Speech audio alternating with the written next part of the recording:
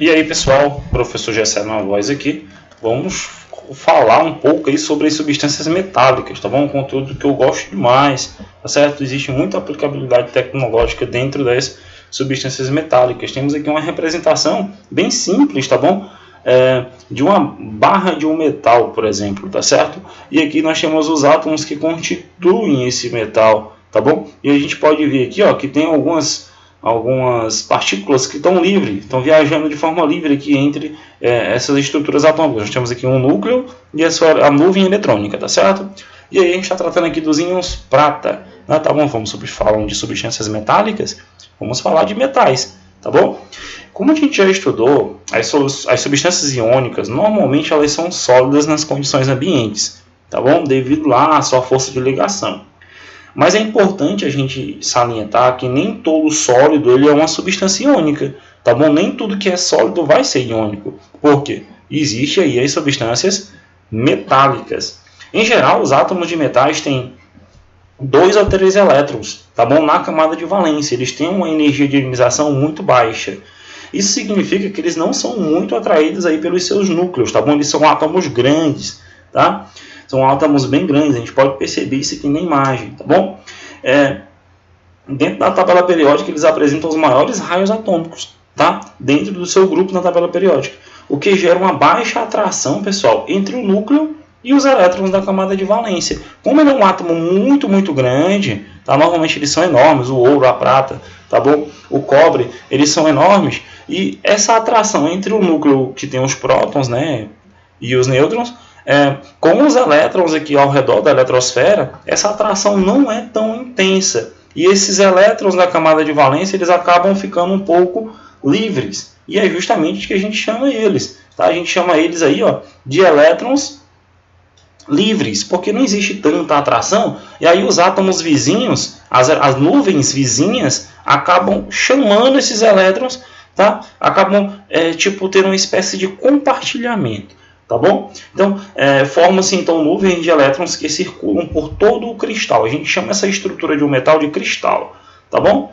Agindo aí como um adesivo e aí acaba mantendo todos os átomos metálicos, né, que formam cátions. Normalmente esses metais formam cátions. Aqui a gente está dando um exemplo da prata mais, tá?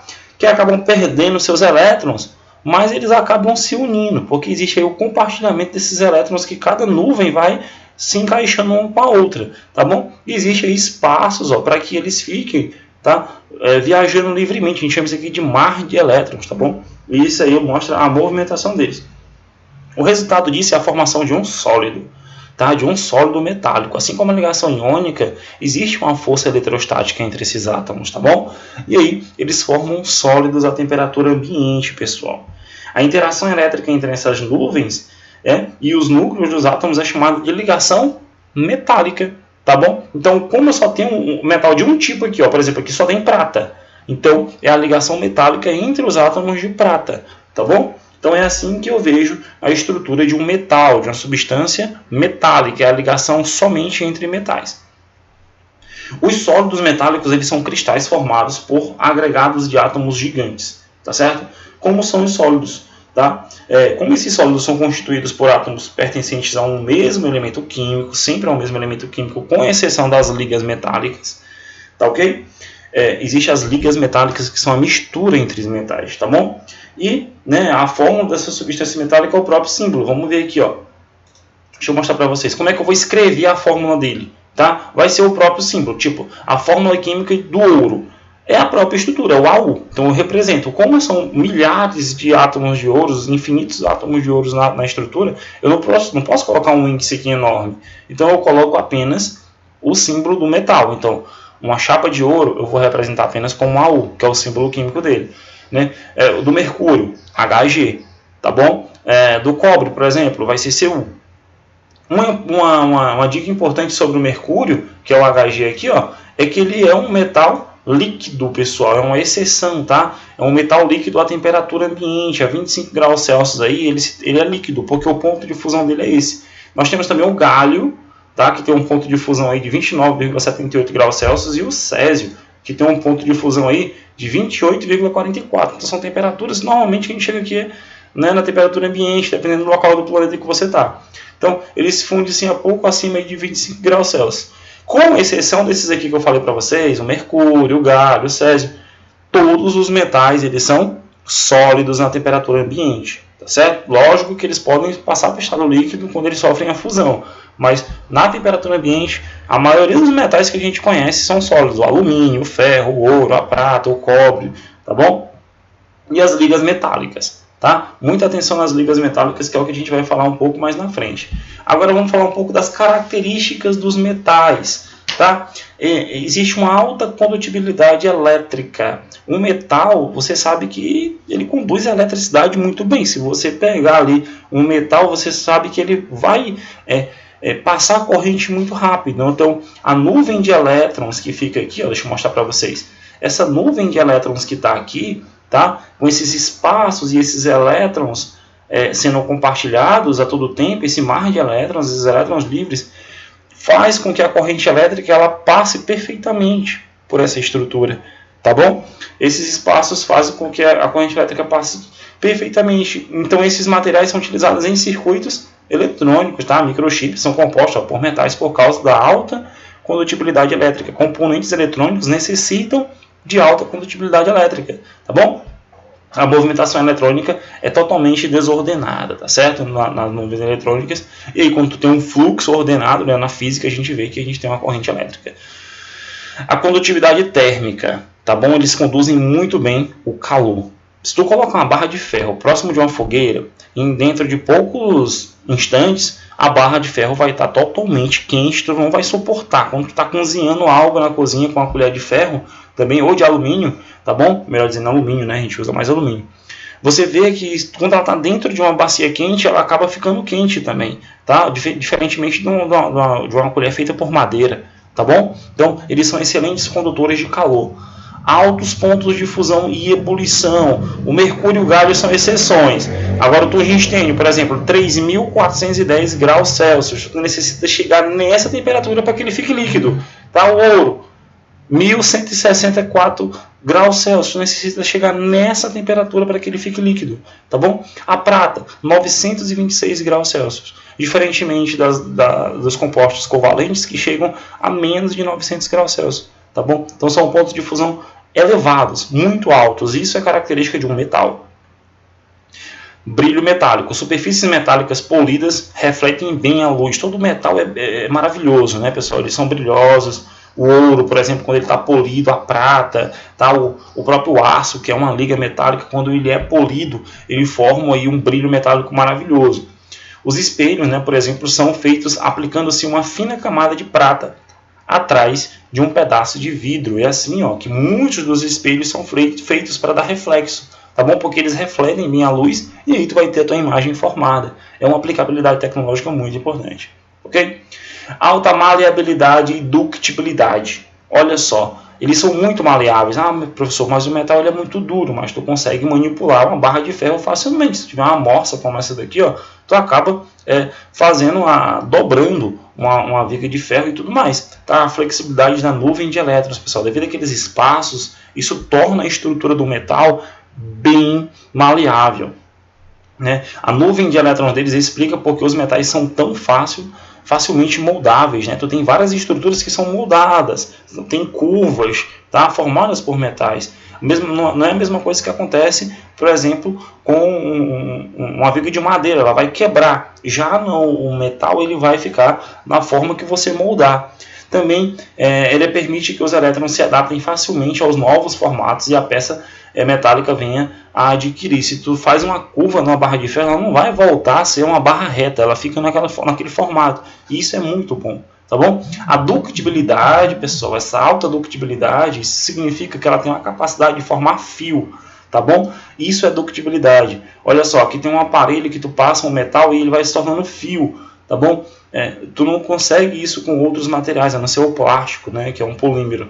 Mas os metais eles são muito utilizados nisso, eles são muito dúcteis, tá? A ductibilidade é a capacidade que o metal tem de se transformar em um fio. Tá bom? Sempre que tiver essa palavra ductibilidade, guarda bem isso, porque muitas questões falam da ductibilidade e é a capacidade do metal de se transformar em fio. Tá ok? Então, vamos continuar aqui com as características. Força de tração. Olha só, os metais podem ser fortemente tracionados sem que haja ruptura do objeto. Como eu falei para vocês, né? Você dobra ele, você estica e ele tem muita dificuldade de ser quebrado, tá bom? De ser dobrado. Os metais eles podem ser facilmente tracionados, né? Os cabos de aço, por exemplo, sem que haja uma ruptura, tá? Por causa da intensidade e da quantidade de interações entre os cátions metálicos e os seus elétrons livres, tá? Eles são muito fortemente atraídos um pelo outro ali, tá bom?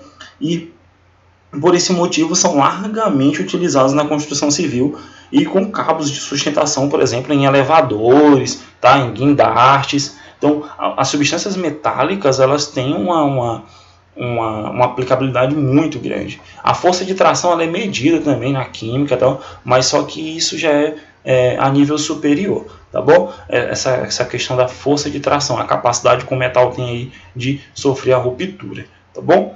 Então, nós temos aí as ligas metálicas. Tá? Dificilmente um metal puro, por exemplo, o ouro puro, o ferro puro, o sódio puro, eles são muito duros. Isso significa capacidade de riscar outra coisa. Tá? O metal, dificilmente um metal puro ele terá as qualidades necessárias, por exemplo, para determinar uma aplicação. Tá? Eu não uso ferro puro, eu não uso alumínio puro, eu sempre uso ele misturado com outros elementos químicos que formam aí, ó, o que a gente chama de ligas metálicas. Tá bom? Eu chamo isso aí de ligas metálicas. E aí torna a qualidade do meu metal muito, muito melhor, bem superior, tá bom? Torna a capacidade do meu metal bem superior. Por exemplo, o ferro ele enferruja facilmente, se for o ferro puro. Mas o ouro, por exemplo, e a prata são muito moles. Eles são muito moles. E aí eu necessito misturar eles com outras substâncias. Para haver um equilíbrio, né, na característica que se pretende buscar, por exemplo, deixar ele mais duro, mais resistente, você tem que melhorar as propriedades físicas e químicas de um metal. Então são feitas as ligas metálicas, tá bom? Muito importante as ligas metálicas. Quanto mais duro for o material, mais difícil vai ser dele ser riscado. A dureza ela é medida pela escala chamada de escala Morse, tá? Então aqui a gente tem o material mais mole até o material mais duro, né? A dureza de um material é a capacidade dele de riscar outro. Ó, tu tem aqui o talco, né, que é facilmente manipulado, o gesso, que tu consegue riscar com a mão, com a unha, né? A calcita, tu consegue riscar ela com a moeda de cobre. E aí tu tem aqui outros minerais que são bem frágeis, tá bom? A faca, que é feita normalmente de aço, né? O vidro, tu pode riscar ele. Então são materiais que não são tão duros, tá bom?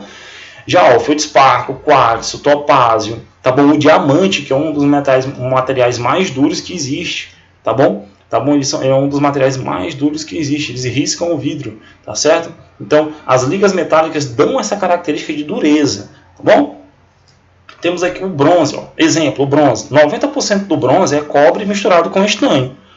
O ouro, 18 quilates, tem 75% de prata, 25% de cobre. O ouro ele é muito mole quando ele é puro. Então, quando eu adiciono prata nele ou cobre, vai aumentar a dureza dele e ele fica muito, muito mais resistente. Tá certo? Então, ele fica bem, bem mais resistente. Então, essa questão de ter quilates, tá? Essa questão dos quilates é em questão da porcentagem de outros componentes que eu tenho. Ó, eu tenho 75% de ouro e 25% de prata e cobre. Isso torna o meu ouro 18 quilates. O ouro puro, ele é o 24 quilates. Tá bom? O ouro puro, ele é o 24 quilates, tá bom? Porque lá só tem ouro na sua composição. O 18 ele já tem uma mistura de cobre e prata. Não vá se enganar quando você compra um cordão de ouro e ele é 18 quilates pensar que ele é puro. Não, lá dentro tem prata e cobre, mas torna o teu cordão, né, o teu objeto, a tua joia mais resistente, tá bom? Mais dura, mais fixa. Porque se fosse de ouro puro, pessoal, ia ficar ali um pouco opaco na mão e muito facilmente ele ia ser quebrado, tá certo? Então essas são as aplicabilidades. Outro exemplo é o aço. Não sei se eu tenho aqui o exemplo. Não. Eu tenho um aço, tá bom? O aço carbono, ele tem uma mistura de ferro com carbono, né? Tu tem a mistura de ferro com carbono formando o aço, tá bom? E aí, quanto eu tenho mais ligas metálicas sendo montadas, mais aplicabilidades tecnológicas eu vou ter, tá certo? Então isso é o que eu tenho a falar para vocês sobre ligas metálicas, sobre substâncias metálicas. Lembrem bem das características, ótima condução de corrente elétrica, de calor, dureza, ductibilidade, tá bom? A questão dos elétrons dos átomos estarem ali sendo compartilhados, formando os elétrons livres, e são substâncias muito importantes na química, tá bom? E no desenvolvimento das engenharias, tá certo? Então, pessoal, a gente fica por aqui, forte abraço e até o próximo conteúdo.